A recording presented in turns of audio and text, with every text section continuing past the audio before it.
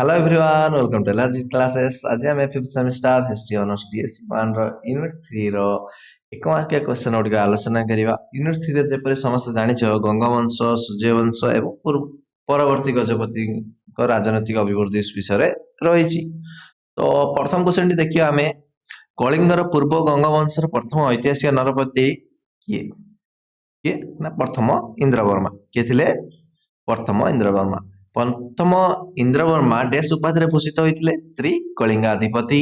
प्रथम इंद्रवर्मा का राजधानी कौट थिला ना दंतपुर। ओके तापरे एटा हमर कहार रहिला पूर्व गंग वंशर दंत इंद्रवर्मा का कौट थिला दंतपुरे। ओडिशा रे गंग राजत्वर प्रकृत प्रतिष्ठाता किए चड़गंग देव। देखो एठी जो गोटे पूर्व गंग आ गोटे खाली गंग कहा जाउछि बा एटा गोटे कहा जाय साम्राज्यवादी गंग हैला। कोन कहा जाय साम्राज्यवादी गंग वंश। साम्राज्यवादी गंग वंश बा खाली किछि लेखा हैनी खाली गंग वंश लेखा जायछि ताहले आंसर हबो चड़गंग देव। किंतु पूर्व गंग जदि कहिबा तो सेई केस रे आमे प्रथम इंद्रवर्मा को कहि परिबा। सी ऐतिहासिक नरपति थिले प्रथम मान पावरफुल राजा तांकर। ओके तांकर ही वंशधर गंग वंश किंतु एमाने गोटे अलग नारे जाउछन्ति अलग वंश हिसाब माने अलग एरिया माने अलग कोन कहबा अलग समयर कथा कह जाउछि। चड़गंग देवଙ୍କ पिताଙ୍କ नाम देवेंद्र वर्मा प्रथम राजराज देव। ओके देश ख्रीष्टाब्दରେ चड़गंग देव सिंहासन आरोहण करथिले 1078 रे। केबे करथिले 1078 रे मन रहियो मसियाडा सब भल रे मन रख। कुलतुंग राजकवि देश थिले कुलतुंग राजकवि जदि आमे देखिया जयम खंडन थिले। किए थिले जयम खंडन। कलिंगर रूपराणी काव्य काव्यर ना कोन कलिंगर रूपराणी तो रचयिता किए ना जयम गंडन। रामचरितर रचयिता संध्याकर नंद। रामचरितर संध्याकर नंद। देश ख्रीष्टाब्दରେ कलिंग और उत्कल एकत्र होई गंग साम्राज्य शासनाधीन हला। ओके कलिंग और उत्कल दुईटा जाक एकत्र शासन हो पारथिले 1118 रे। 1118 रे देश थिले गंगवंशर प्रथम महान सम्राट। गंगवंशर प्रथम महान सम्राट हला चड़गंग देव। देश का राजत्व काल रे पाखापाखि केते शासन कले गंगवंश 325। देश का राजत्व काल रे पुरुषोत्तम क्षेत्र एक तीर्थस्थली रूपे ख्याति लाभ करथिला चड़गंग देवकर। पुरुषोत्तम क्षेत्र आमे जानिछे पुरुषोत्तम क्षेत्र को श्री जगन्नाथ मान श्री जगन्नाथ ही थिले हला।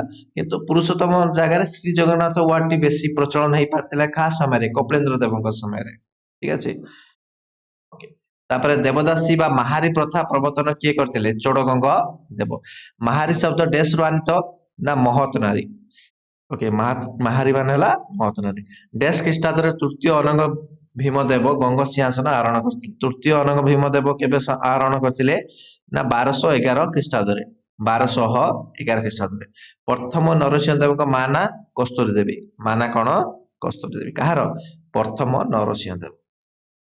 प्रथम नरसिंह देव डैश ख्रीष्टाब्द रे सिंहासन आरोहण करथिले 1238 रे। एगुडा चार्ट अछि लॉन्ग क्वेश्चन पढेला बेले को यार चार्ट टा पूरा डिस्कशन करिया अर्थात फास्ट के राजा आसिले तांकर पर के आसिले तांकर पर के आसिले से केतर केते शासन करथिले ए सब चार्ट अनुसार आमे पढिबा जत लॉन्ग क्वेश्चन डिस्कशन करिया या पर वीडियो गुडियो करे हला।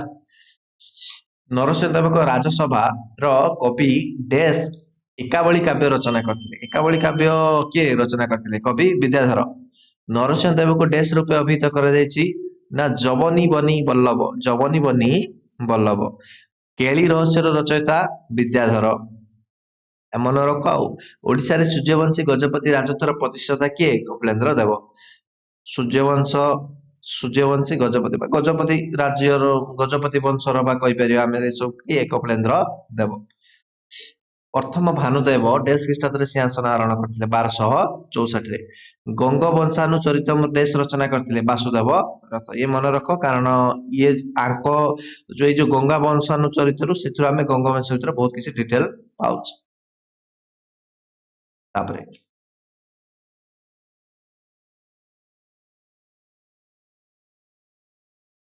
कपिलेन्द्र देवଙ୍କ मा ना बेल्लमा देवी। डैश ख्रीष्टाब्द रे कपिलेन्द्र देव कोंडाभिडु अधिकार करथिले। कोंडाभिडु 1454 ख्रीष्टाब्द रे। परशुराम विजय नाटक किए रचना करथिले ये तो निहाती इंपोर्टेंट संस्कृत रे रचना करथिले निजे କପିଳେନ୍ଦ୍ର ଦେବ। କପିଳେନ୍ଦ୍ର ଦେବଙ୍କ ଜ୍ୟେଷ୍ଠ ପୁଅର ନାଁ ହେଲା ହମ୍ବିର। ଓକେ, ହମ୍ବିର ଥିଲେ ଡେସ୍ ଓ ଡେସ୍ ପର୍ଯ୍ୟନ୍ତ, କିନ୍ତୁ ତାଙ୍କୁ ଶାସନ ଭାର ନ ଦେଇକି କାହାକୁ କପିଳେନ୍ଦ୍ର ଦେବ ଶାସନ ଭାର ବା ଉତ୍ତରାଧିକାରୀ ରୂପେ ବାଛିଥିଲେ? ପୁରୁଷୋତ୍ତମ। କାହାକୁ ବାଛିଥିଲେ? ପୁରୁଷୋତ୍ତମ ଦେବଙ୍କୁ। ଓକେ, ଡେସ୍ ଓ ଡେସ୍ ପର୍ଯ୍ୟନ୍ତ 7 ବର୍ଷ ବ୍ୟାପୀ ଯୁଦ୍ଧ ହୋଇଥିଲା। 1512 ରୁ 1519। ଓକେ, ଇଏ କଣ କ୍ୱେଶ୍ଚନ ଦେଖିବା ଛାଡ।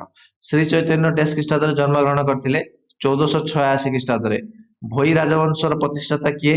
ଗୋବିନ୍ଦ ବିଦ୍ୟାଧର। ଚକ୍ରପ୍ରତାପ ଚକ୍ରପ୍ରତାପ ଡେସ୍ ଖ୍ରୀଷ୍ଟାବ୍ଦରେ ସିଂହାସନ ଆରୋହଣ କରିଥିଲେ? 1549 ଖ୍ରୀଷ୍ଟାବ୍ଦରେ। ଡେସ୍ ଥିଲେ ଓଡିଶାର ଶେଷ ସ୍ୱାଧୀନ ରାଜା? ଶେଷ ସ୍ୱାଧୀନ ରାଜା ଥିଲେ ଆମର ମୁକୁନ୍ଦ ଦେବ। ନିତ୍ୟାଚାର ପ୍ରଦୀପ ଡେସ୍ ରଚନା କରିଥିଲେ? ନିତ୍ୟାଚାର ପ୍ରଦୀପ କିଏ ରଚନା କରିଥିଲେ? ନରସିଂହ ମିଶ୍ର ବାଜପେୟୀ। ହେଲା, ନିତ୍ୟାଚାର ପ୍ରଦୀପ କିଏ ରଚନା କରିଥିଲେ? ନରସିଂହ ମିଶ୍ର ବାଜପେୟୀ। ମନେ ରଖ, ଲେଖିକି ରଖ, ଆଉ ବାରମ୍ବାର ଘୋଷିଲେ ଯାଇ ମନେ ରହିବ। ତ ଗଙ୍ଗାଧର ଆରମ୍ଭ ବର୍ଷ କେତେ? ଖ୍ରୀଷ୍ଟାବ୍ଦ 498। ମାନେ ଆମେ ଯୀଶୁ ଖ୍ରୀଷ୍ଟ ବା ଆମେ ଯୋଉ ଏବେ 2024 କହୁଛେ, ତାହେଲେ ଗଙ୍ଗାଧର କେତେ ହବ ନା 498 ମାଇନସ କରିଦିଅ, ଯାହା ଆସିବ ସେଇଆ। ପ୍ରଥମ ଇନ୍ଦ୍ରବର୍ମା ଡେସ୍ ଉପାଧିରେ ଭୂଷିତ ହୋଇଥିଲେ? ତ୍ରିକଳିଙ୍ଗାଧିପତି। ଇନ୍ଦ୍ରବର୍ମାଙ୍କ ପ୍ରଥମ ରାଜଧାନୀର ନାଁ? ଇନ୍ଦ୍ରବର୍ମା ଏତ କରିଥିଲେ, ପ୍ରଥମ ରାଜଧାନୀର ନାଁ ଥିଲା ଦନ୍ତପୁର। ଡେସ୍ ଖ୍ରୀଷ୍ଟାବ୍ଦରେ ପ୍ରଥମ ଇନ୍ଦ୍ରବର୍ମା ତାଙ୍କ ରାଜଧାନୀ ଡେସ୍କୁ ଉଠେଇ ଦେଇଥିଲେ? କଳିଙ୍ଗ ନଗରୀକୁ। ହେଲା, ଦନ୍ତପୁର ଥିଲା, ଦନ୍ତପୁରରୁ କୋଉଠିକି ଆଣିଲେ? କଳିଙ୍ଗ ନଗରୀକୁ ଟ୍ରାନ୍ସଫର କରିଦେଲେ। ଓଡିଶାର ଗଙ୍ଗ ରାଜତ୍ୱର ପ୍ରତିଷ୍ଠାତା କିଏ?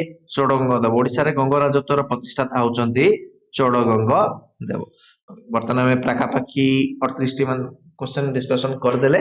ତ ୟା ପରେ ଆମେ 1 ମାର୍କିଆ ବା ଆଉ 1 ମାର୍କର ଆଉ ଗୋଟେ ପାର୍ଟରେ ଆଉ କିଛି କ୍ୱେଶ୍ଚନ ମଧ୍ୟ ଆମେ ଡିସ୍କସନ କରିବା। ଓକେ, ଆଶା କରୁଛି ସମସ୍ତଙ୍କୁ ଭିଡିଓଟି ଭଲ ଲାଗିଥିବ। ଭିଡିଓଟି ଭଲ ଲାଗିଲେ ସମସ୍ତେ ଭିଡିଓଟିକୁ ଲାଇକ୍ କର, ଚ୍ୟାନେଲକୁ ସବସ୍କ୍ରାଇବ କର, ଆଉ ସାଙ୍ଗମାନଙ୍କୁ ଯଦି ପାରୁଛ ସେୟାର ମଧ୍ୟ ଟିକେ କରିଦିଅ ଟେଲିଗ୍ରାମ ଏବଂ ହ୍ୱାଟ୍ସଆପ ମାଧ୍ୟମରେ। Thank you.